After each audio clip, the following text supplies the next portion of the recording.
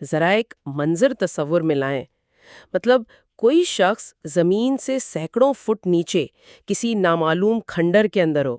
اور وہ بھی ایسا کھنڈر جہاں مکمل اور گھپ اندھیرا ہو. ہاں ایگزیکٹلی. وہ مطلق تاریکی جس میں انسان کو اپنا ہی ہاتھ چہرے کے سامنے نظر نہ آئے، اور خاموشی اتنی گہری کہ پتھر کی ان دیواروں سے ٹکرا کر واپس آنے والی اپنی ہی سانسوں کی آواز، اپنی ہی دھڑکن ایک ہتھوڑے کی طرح محسوس ہونے لگتی ہے. بالکل صحیح.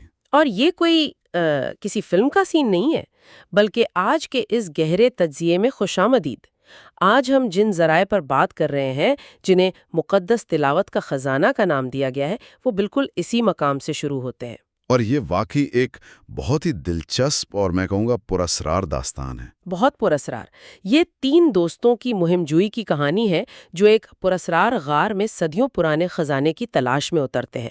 لیکن وہاں ان کا سامنا صرف مٹی اور پتھروں سے نہیں ہوتا، بلکہ خوفناک مافوق الفطرت عناصر سے ہوتا ہے. بالکل.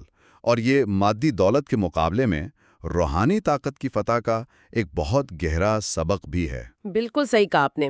مطلب مجھے تو اس بات پر حیرانی ہے کہ کیسے ایک عام سی خزانے کی تلاش ایک اتنے زبردست روحانی اور نفسیاتی تجربے میں بدل جاتی ہے. تو چلیں اب اس کی تفصیلات کو کھولتے ہیں. ضرور. اگر ہم اس کہانی کو شروع سے دیکھیں تو یہ محض کوئی روایتی ڈراؤنی کہانی نہیں ہے. یہ بنیادی طور پر انسانی تجسس اور کائنات کی اندیکھی طاقتوں کے درمیان ایک گہرے تعلق کی عکاسی کرتی ہے. ایک تعلق جو ہم اکثر نظر انداز کر دیتے ہیں. ایگزیکٹلی. جب انسان مادی چیزوں کے پیچھے یعنی اسی خزانے یا سونے کی تلاش میں بھاگتا ہے تو وہ خطرے کی تمام گھنٹیاں بجنے کے باوجود اس اندھیرے میں قدم رکھ دیتا ہے. تو مافوق الفطرت طاقتوں سے ٹکرانے سے پہلے میرے خیال میں اس شدید خوفناک ماحول کو سمجھنا ضروری ہے جس نے اس مہم جوئی کی بنیاد رکھی. ہاں، وہ نفسیاتی دباؤ جو ان دوستوں نے محسوس کیا. ذرائع بتاتے ہیں کہ وہ ایک پراسرار کھنڈر کے نیچے موجود خفیہ غار میں رات کے وقت داخل ہوئے تھے. رات کا وقت اور ایک صدیوں پرانا دفن شدہ خزانہ. مطلب اندھیرا اس قدر گہرا تھا کہ ان کی اپنی سانسوں کی آواز بھی ان کے لیے ایک خوف پیدا کر رہی تھی. یہاں مجھے وہ تصور یاد آ رہا ہے جسے ہم سینسری ڈیپریویشن یا حسی محرومی کا ٹینک کہتے ہیں. وہ جو پانی والے ٹینک ہوتے ہیں؟ ہاں، جہاں آپ گہرے پانی کے اندر ہوتے ہیں اور آپ کے حواس کے پاس پروسیس کرنے کے لیے کچھ نہیں ہوتا، نہ روشنی نہ آواز. تو آپ کا اپنا دماغ آپ کے خلاف کھیلنا شروع کر دیتا ہے اور آپ کو اپنے ہی جسم کی آوازیں ڈرانے لگتی ہیں. بالکل. اور ان دوستوں کے ساتھ بھی ہو بہو یہی ہو رہا تھا. تو میرا ایک سوال ہے یہاں، کیا اتنا گہرا اندھیرا واقعی خزانے کی کشش کو بڑھا رہا تھا، یا یہ آنے والے خطرے کی پہلی واضح وارننگ تھی جسے انہوں نے مکمل طور پر نظر انداز کر دیا؟ یہ بہت اچھا پوائنٹ ہے. یہاں جو بات سب سے زیادہ حیران کن ہے وہ یہ ہے کہ اصل خوف کسی عفریت کے سامنے آنے سے پہلے ہی ان کے ذہنوں میں جنم لے چکا تھا.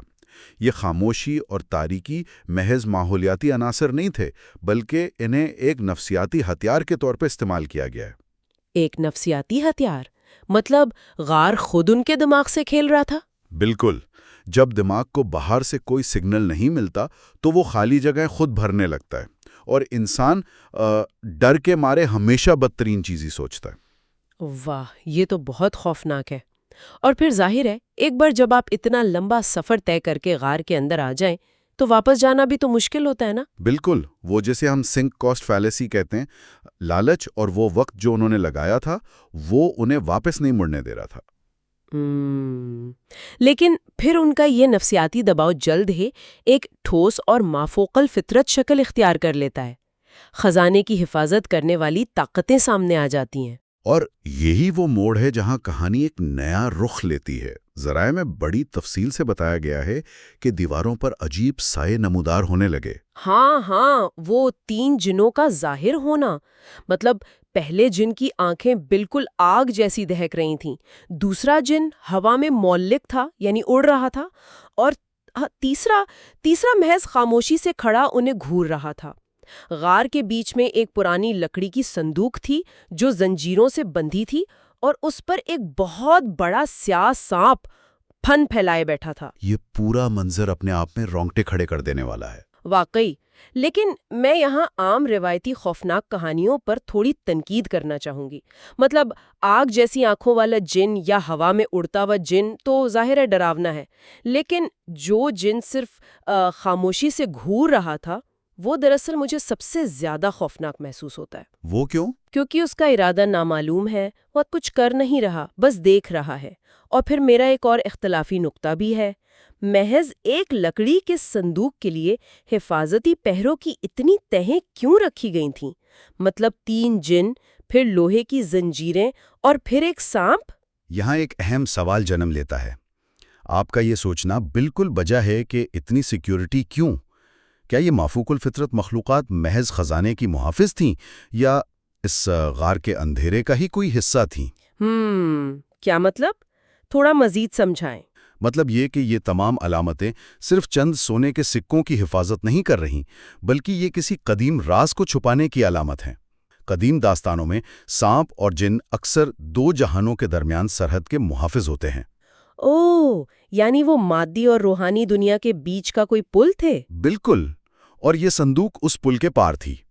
یہ پہرے دار مادی طور پر وہاں اس لیے تھے تاکہ کوئی عام انسان جو صرف لالچ میں اندھا ہو کر آیا ہو وہ اس راز تک نہ پہنچ سکے۔ اور ظاہر ہے جب ان دوستوں نے یہ سب دیکھا تو ان کا شدید خوفزدہ ہونا تو بنتا تھا۔ مطلب مادی اور جسمانی طور پر بچنے کا کوئی راستہ نہیں بچا تھا، فرار ناممکن تھا۔ چاروں طرف سے موت نظر آ رہی تھی، ان کے پاس لڑنے کے لیے کوئی ہتھیار نہیں تھا۔ اور پھر کہانی کا رخ ایک انتہائی غیر متوقع روحانی دفاع کی طرف مڑتا ہے جو ان تمام رکاوٹوں کو یکلخت توڑ دیتا ہے۔ ان میں سے ایک دوست نے اپنی جیب سے قرآن پاک نکالا اور تلاوت شروع کر دی۔ اور یہ عمل، یہ لمحہ اس داستان کا سب سے فیصلہ کن موڑ ہے۔ ہاں، ذرائع میں لکھا ہے کہ تلاوت کی آواز گونجتے ہی وہ جن پیچھے ہٹنے لگے۔ وہ خوفناک سانپ بے چین ہو کر زمین پر رینگنے لگا اور سب سے حیران کن بات، زنجیریں خود بخود ٹوٹ کر گر گئیں اور صندوق کھل گیا۔ یہ واقعی ماورائی طاقت کا ایک شاندار مظاہرہ ہے۔ میں اس صورتحال کو ایک یونیورسل ماسٹر کی یعنی ایک آفاقی چابی سے تشبیہ دینا چاہوں گی جو کسی بھی انتہائی محفوظ قلعے کو کھول سکتی ہے۔ مطلب تلاوت نے ان مخلوقات سے کوئی جسمانی یا تلواروں والی لڑائی نہیں کی۔ جی ہاں، کوئی طبعی جنگ نہیں ہوئی، بلکہ اس نے ان کے وجود کے اثر کو ہی زائل کر دیا۔ یہاں آ کر بات واقعی بہت دلچسپ ہو جاتی ہے کہ کیسے محض ایک آواز نے ٹھوس لوہے کی زنجیروں کو توڑ دیا۔ یہ بہت ہی گہرا نکتہ ہے۔ دیکھیے، قرآن کی تلاوت اس وقت صرف ان کے لیے روحانی سکون نہیں لائی، بلکہ اس نے ان جسمانی اور مافوق الفطرت رکاوٹوں کو بے بس کر دیا۔ مطلب اس نے ان رکاوٹوں کی بنیاد ہی ہلا دی۔ بالکل۔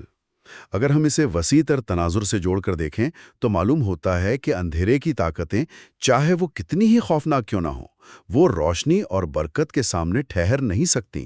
ان کی ساخت ہی باطل اور خوف پر کھڑی تھی۔ جب تلاوت کی حقانیت غار میں گونجی تو وہ ساخت خود بخود بکھر گئی۔ یعنی وہ زنجیریں لوہے سے زیادہ اس خوف سے بنی تھیں جسے ان مخلوقات نے قائم رکھا ہوا تھا۔ واو! ایگزیکٹلی۔ اور پھر جب تمام پہرے داروں کو شکست ہو جاتی ہے تو آخرکار اس صندوق کے اندر کا راز فاش ہوتا ہے، اور یہ راز کہانی کے کرداروں کو دولت اور طاقت کے بالکل نئے معنی سکھاتا ہے۔ اور صندوق میں تھا کیا؟ ذرائع بتاتے ہیں کہ اندر سونے کے سکے اور قدیم زیورات تو تھے ہی۔ ہاں، وہ تو تھے، اور وہ جنوں کا آخری بار غصے سے چیخ مارنا اور دھوئیں میں غائب ہو جانا، وہ سین تو کمال تھا۔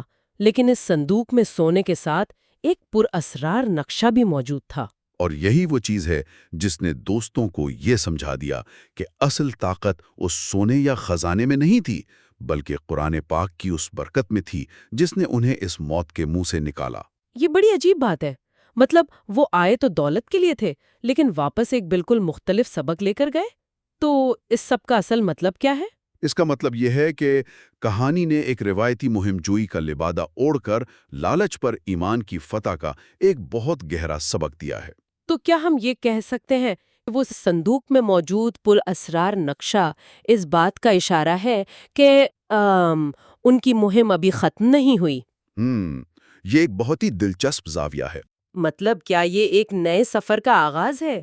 کیونکہ سونا تو صرف ایک دھوکہ تھا، اصل خزانہ تو وہ علم اور وہ نقشہ تھا جو اس صندوق کے اندر ان کا انتظار کر رہا تھا۔ بالکل، مادی دولت یعنی سونے کے سکے اور زیورات اور روحانی طاقت کے درمیان یہ ایک حیرت انگیز تضاد ہے۔ وہ تمام خوفناک پہرے دار دراصل ایک فلٹر تھے۔